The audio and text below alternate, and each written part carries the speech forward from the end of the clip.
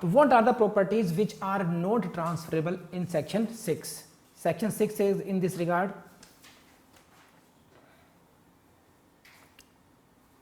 this A.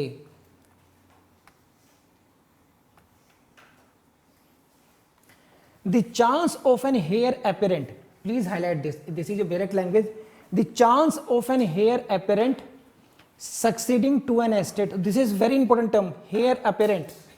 Second, sorry, the chance of a relation obtaining a legacy on the death of a kinsman, or third, any other mere possibility of like nature cannot be transferred. So here you will say in the clause A, there are three kind of properties, three kind of transfer, three kind of properties which are prohibited. Number one, what? Chance of an heir apparent, and now you will not be knowing the meaning of heir apparent. Heir apparent का मतलब क्या हुआ? तो we will understand this. Chance of a heir, chance of a relation obtaining a legacy. Again, see, these kind of words, phrases are very much used in Limitation Act as well. Limitation Act. Then we try to just gather the meaning from English only. We try to translate it into English. But those meanings are derived from TPA Act. Heir apparent, relation obtaining a legacy, and any other mere possibility of like nature. अगर कोई transfer इन तीन category में आता है ना, तो ये transfer कैसे होंगे? वॉइड हो जाएंगे, because these properties can not be transferred as per section 6. हम सेक्शन 6 पढ़ रहे हैं आप लोग, सेक्शन 60A में. तो ये आपको रटना पड़ेगा. अब आपको मेंस में क्वेश्चन क्या आएगा? विच properties can not be transferred, कौन कौन सी संपत्तियों का अंतरण नहीं हो सकता.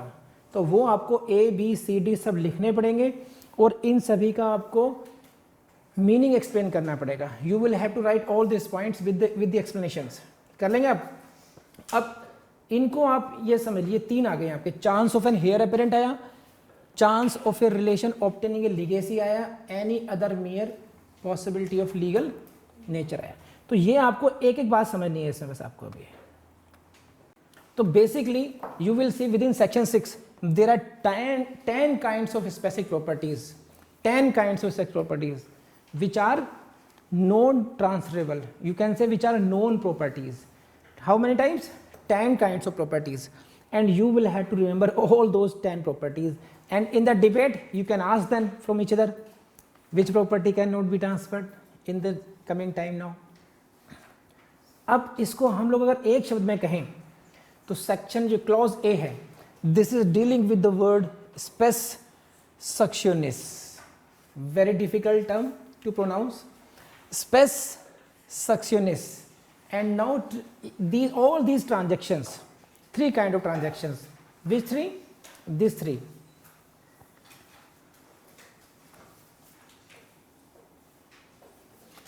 All these three transactions, chance of an heir apparent, chance of a relation obtaining legacy, and any other mere possibility, these three all comes into the category of one word which we say this, spes suctionis. Spes successionis के category में ये तीनों आ जाते हैं. ये अब इनको समझना आपने कि स्पेस सक्शनिस्ट का मतलब क्या है, और ये मीनिंग आपको कई जगह देखने को मिलेगा. CPC में देखने को मिल जाएगा, लिमिटेशन पढ़ते हैं तब देखने को मिलता है.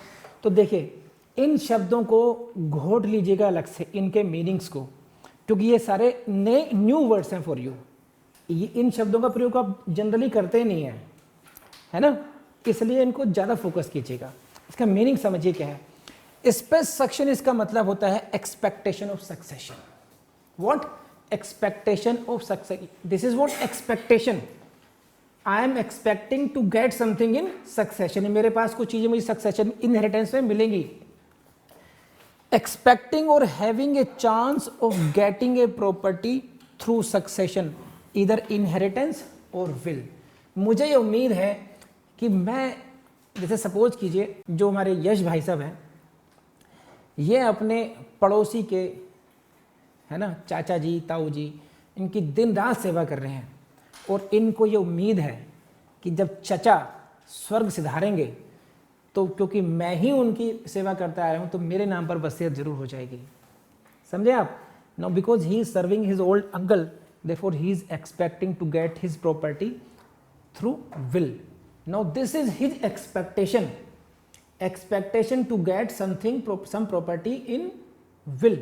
So now we called it expectation of succession, and legally we term is what? Spes succionis. Please raise hand अगर ये बात समझ में आ गई तो. Now someone may be expecting like this कि if my I will get this property after the death of my father or whatever, inheritance. So both kind of expectations, that I may get the property in inheritance, or someone may give me property through a will as well. So in both cases what I am doing, I am expecting only. This is expectation of succession. Got it or not? Samjhe? This is, you can see in this as well. Spes succionis means what? Expectation of succession. Don't forget the meaning. Expecting or having a chance. It is only a chance, possibility only. You have not got something. Nothing is sure. देखिए भगवान राम का ही sure नहीं हो पाया था.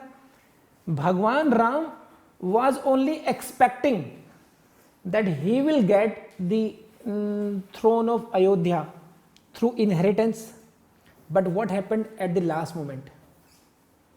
है कि नहीं है? He could not get that. नहीं मिल पाया. ऐसे बहुत सारे चांस मिलेंगे आप लोगों को, देखने को मिलेंगे. In the recent political turbulence in Maharashtra, Mr. Thackeray was expecting that he is going to sworn very soon, but overnight things changed. So when something concrete has not come into your hand, you cannot transfer it. How can you say that I am expecting now today, because you don't have anything? How can you transfer it? आपके हाथ में कुछ है ही नहीं आज.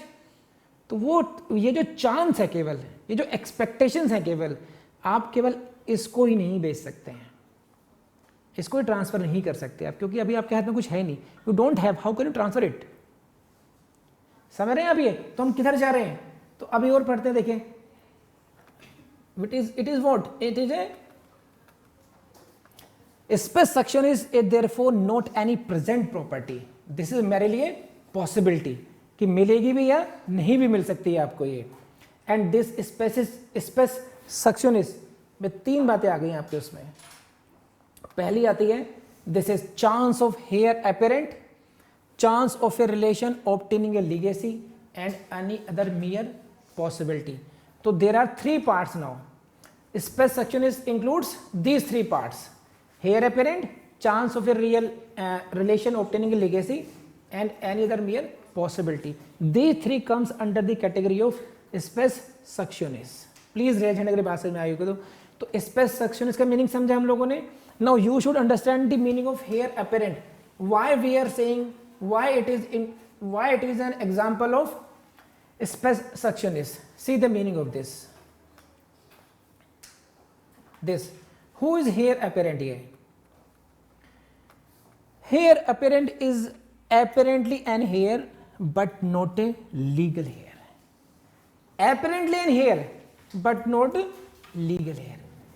ये लगता है कि भाई इसको प्रॉपर्टी इनहेरिट होगी. अभी जब तक प्रॉपर्टी इनहेरिट नहीं होती है, ही remains in the category of apparently an heir. जब उसको प्रॉपर्टी इनहेरिट हो रही है, then we say this is what? Legal heir. Like this. See, heir apparent is a person who would be heir in future if he survives the propositus. अब देखो next term very technical term आई है आपके लिए. This is what? Propositus means the deceased whose property he inherits. तो जो ये व्यक्ति जब मरेगा और मैं जिंदा रहा उस समय तक, तब ये प्रॉपर्टी मुझे मिलेगी. Heir apparent is a person who would be heir in future. Would be heir in भविष्य में उत्तराधिकारी होगा. कब? अगर वो खुद जीवित रहा उस तब तक उसकी मृत्यु पर जिसकी प्रॉपर्टी को इनहेरिट करेगा वो. If the propositus dies intestate then he will inherit the property. अगर ये व्यक्ति, जिसको हम बोल रहे हैं टेक्निकली क्या बोल रहे हैं, वी आर कॉलिंग हिम प्रोपोसिटस.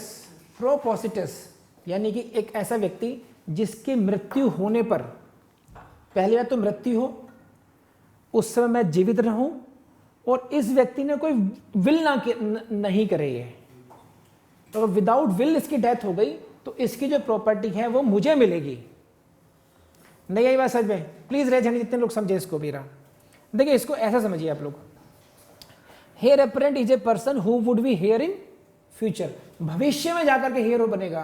कब कब? लेकिन 2 कंडीशन सेटिस्फाई करनी पड़ेगी। Number 1, if he survives the propositus. एक, सर्वाइव्स प्रोपोसिटस मीन्स कि ये व्यक्ति जीवित रहे, ए, और बी, जब बी मर रहा हो, जिसकी प्रॉपर्टी पर मंजू तेरी निगाहें गड़ी हुई हैं, वो जब मरे व्यक्ति बी, तू जिंदा रहे। 2 बातें हो गई, है ना? प्रोपोसिटस मरे और ये जो हियर है ये उस समय जिंदा रहे। And secondly what? And if the propositus dies intestate, that is means without making the will. तो वो व्यक्ति अगर बिना विल के मर जाए, है ना, और उस समय तक उसने कोई विल नहीं बनाई है, तो उसकी प्रॉपर्टी फिर आपको मिलेगी। फ्यूचर में जाकर के आप इसके यू वुड बी हियर, इसके उत्तराधिकारी कहलाएंगे भविष्य में इसके। समझ रहे हैं बात ये? तो ऐसे व्यक्ति का जो चांस है ये नॉट डिपेंडेंट हो गया है। देखिए ही हैज ओनली, तो an heir apparent has only a chance of inheriting the property. Chance है, क्या चांस है? फर्स्ट चांस, पहली बात तो वो खुद जीवित रहे जब उसकी मृत्यु हो रही हो, है कि नहीं है? इसको ऐसे समझाता हूं मैं आपको। See this slide, see suppose A is the heir apparent and B is the person whose property he has chance to inherit. So now there are 2 possibilities. If A survives the propositus B, इसका मतलब क्या हुआ कि जब B की मृत्यु हो, A जीवित रहे। अगर वो खुद ही मर गया तो किसकी प्रॉपर्टी इनहेरिट करेगा? खुद है ही नहीं जमाने में दुनिया में फिर वो। तो फर्स्ट ऑफ ऑल उसका जीवित रहना एक फर्स्ट कंडीशन हो गई। If A survives B, got it?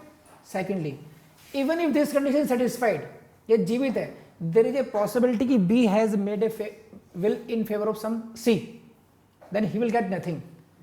Then second condition is that B should die without making any will. B कोई will बनाए बिना मरे, then you can say कि he will get the property only. Otherwise, इसलिए हम कहते हैं कि 2 कंडीशन सेटिस्फाई होंगी। इसलिए at present क्या है?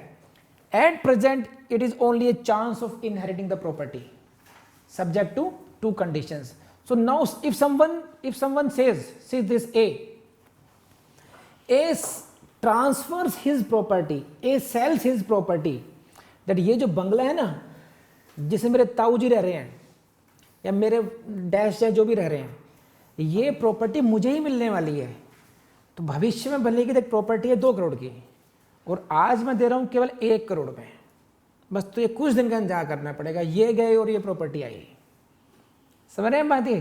तो now what at this moment what A is selling, just it is what only the chance of inheriting the property, and this kind of interest can not be transferred because it is specifically prohibited by section 6. Now come to again read the section 6. See, this was the section 6. Property of any kind may be transferred. Property of any kind may be transferred. This was the general rule, and this was that except as otherwise provided by this act. Now it is otherwise provided by this act itself. Section 6 itself is saying that chance of heir apparent cannot be transferred. This is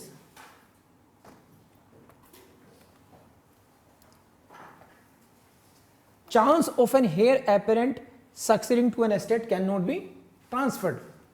So this is the first kind of spes succionis, and this is specifically prohibited by section 6 clause A.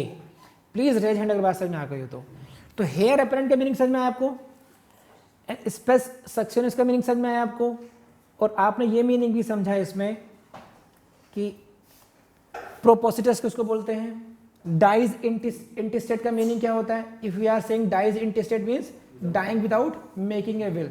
तो these are 4 और 5 terms which जो आपकी common language में आ जाना चाहिए, ऐसा नहीं हो कि 12 को मीनिंग देखना पड़े. Dying intestate means dying without making a will. Propositus means the person whose property is to be inherited in future. Heir apparent means the person who would be heir in future if two conditions are satisfied. Number one, propositus dies and he survives, and second, propositus dies intestate. So there, because of these conditions, because the interest of the heir apparent is dependent now upon two conditions, fulfillment two conditions. So therefore we say it is only a chance. There is only chance of inheriting. You may inherit and you may not inherit. So how can you transfer at present?